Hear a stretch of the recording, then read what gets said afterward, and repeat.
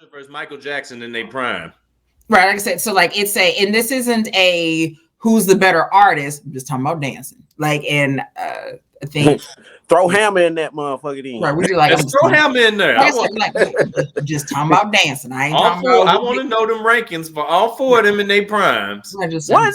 Wasn't Hammer and MJ supposed to have like a dance off back, like on pay-per-view back in the early 90s? I feel I think that was more Hammer talking than talking about. I think it was a rumor that just kind of went nationwide. I think that was one of the first big rumors that went nationwide, that they were going to do some dance off that never happened. Yeah, that would have been some of the most egregious footage of all time. Just still, right.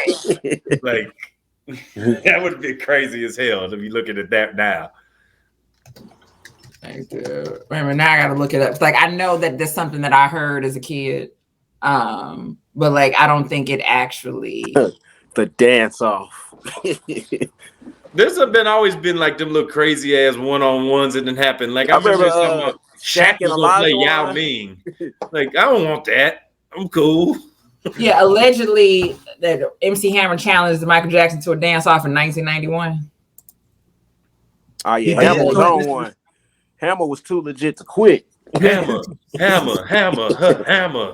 had Dion on his side. He had James Brown in his corner. Hey, the early 90s don't always get their proper respect for being as OC as they actually are. So, I'm reading an article from July 23rd, 1991 from the Orlando Sentinel. MC challenges Michael to a dance duel to defeat. And like rapper MC Hammer is calling out Michael Jackson for a superstar dance-off. Hammer, who is athletic dancing is as much part of his rap music, says he wants to duel Jackson in front of a live audience. The questions of how and where remain up in the air. So this that would have been crazy. The problem is Mike had nothing. Mike couldn't win or lose in this situation. That's why it never happened. Because if Mike somehow lost the Hammer, we may not even we may have been looking at Hammer. I mean, Michael getting a problem a little bit earlier in life than before. Nah, Mike would have gotten the studio with Dr. Dre. Mike would have went to Death Row. Hey, I believe there's nothing you can tell me about Michael Jackson that I wouldn't believe. Not that, especially after Magic Johnson said he's eating fried chicken and drinking Crown Royal. Yeah, so yeah, Michael Jackson stories, Prince stories, Mike Tyson, MC Hammer stories. I'm like, I'm just listening. Like, yeah, that sounds right. That sounds on brand. That sounds. So hold on. So so let me get this right. We'll go back here. So there's another timeline of our lives where Michael Jackson actually did challenge Hammer and lost, and then signed the Death Row right afterwards. And he's doing the hook on "Let Me Ride." He signs the Death Row, man. And then when Death Row gets too bad, he signs with No Limit. There's a 1997. So essentially, Snoop, so does Snoop happen or not? Like, does he come in around the time of Snoop? Or what happened? I think Snoop is in every multiverse, like in the universe. Like Snoop is, there's a version of Snoop. There's a Snoop in every one of their variants. There's a universe where there's a Michael Jackson No Limit cover, like with the multicolored case and everything. The pen and pixel. But like he got like exotic animals around him and all the whole shit. So he's the first one who did the hologram cover. Not so the last Don was it's a glitter glove. It's a glitter glove instead of and it's dropping sprinkles. Right. A Michael Jackson double disc on No Limit from 1997. Produced by KLC. Yeah. Produced by KLC. Beats by the pound is who hooked that on. Could you imagine that Soldier song to kick off that album with Michael Jackson? In the middle of the whole thing. Him and Mystical got a joint album. Yes, I was just gonna say that. Mr. Servon's featuring Michael Jackson. Imagine Silk the Shocker featuring Michael Jackson. Still serving them from Mr. Servon. Still serving them.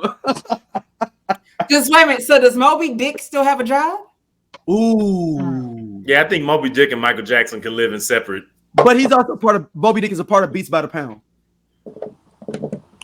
Yeah, he do all the R&B music. He produced the Who R&B is beats. singing the hook on I Got the Hook? Mike. Mike is on I Really Miss My Homies now.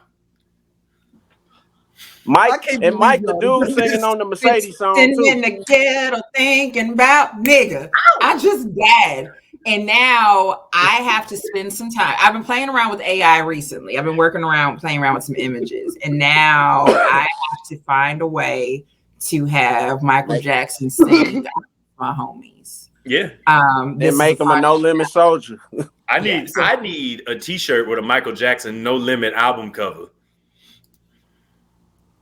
I need somebody to make that for me. Just have him laying in diamonds. Yeah. This AI project is now my new project. This is what I'm gonna work on. Now, what I will say to the audience out there is that I will lose interest in this project in like an hour if it gets too hard. So if somebody else wants to work on it and send an email, go ahead. Like I said, I'll do it. But like I said, after if it becomes too hard or I gotta click too many buttons or I gotta download something. That's fair. I don't have the ability to do this, so this is just a hope and a dream for me. But we gotta make it happen for me. I'm not willing to take the LinkedIn Learning class to figure out how to do this. So that's what I'm saying. Like there's a level of interest that I have that will allow me to play around with it, but then after a while it'll be like, you know what? I just don't. I've lost it. And either you realize I'm not getting paid for this, and you lose complete interest. You're like, I'm not. So I guess my big question that I want to know is that sometimes I think it can kind of be recency bias. It can be a rush to judgment. Where are we putting Usher on the history of Black Super Bowl performances? Because I've been seeing a lot of lists here, and there's always been like one person missing. I got him at number 1. All time. Yeah. I got number 2 right behind Prince. I forgot. Prince made it rain. He number 2. I got Michael Jackson, then Prince. Then I got Prince. I got Prince number 1. I got to think about. I got Usher before Mike. Hey, Mike had 4 different clone hymns all around the stage, and you didn't know which one was which gonna start singing. And this before technology was popping in '93. Yeah. So I'm all about that. I got Prince's number 1 for me. I think Mike is still number 2 because that teleport really challenged my grasp of reality when he did it back in them days. How he get on top of that scoreboard, that was something. Man, I tell you what, man, my number 3 might be Bruno Mars though. Bruno went. I got to go back and watch that one. Bruno went absolutely nuts when he got up there. Bruno was good. The one I kind of remember it. Number 4 for me is Dre and them, man, because that was just so crazy to see that be at the joint. Actually, that's number 3. Bruno's 4, because it was just crazy to see that happen and where it was happening at.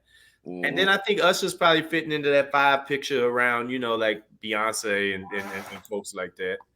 That ain't bad. It's good company. Now I just need that. I was thinking about Missy. Missy doing halftime. You said you need that what? Well, I'm just sitting there thinking. Yeah, so I was thinking about Missy. When that was the one where didn't the lights go out? That was Beyonce. Isn't that when all the lights went out? Oh, that was Beyonce at New Orleans. I'm just trying to figure out how we get Juvenile into next year's Super Bowl halftime. You gotta have a symphony. Yeah, yeah. Or Grambling or Southern Marching Band. Well, you're gonna have that. I think you're gonna have that. Like you. That's just part of the ball game. Now you gotta have that as part of. They gonna turn the Super Bowl into the Bayou Classic. That would be nuts. Like, low key. Maybe I don't need a guy like that. If nothing, I think just to be in the. Hey, this cool ass Scott from the I Love 90s Music podcast. Hit that subscribe button right now. Like it on the SOLC Network. You finna get all the real deal on the 90s, the 2000s, and the splash of that 80s. Do it right now, man, and I'll be your friend.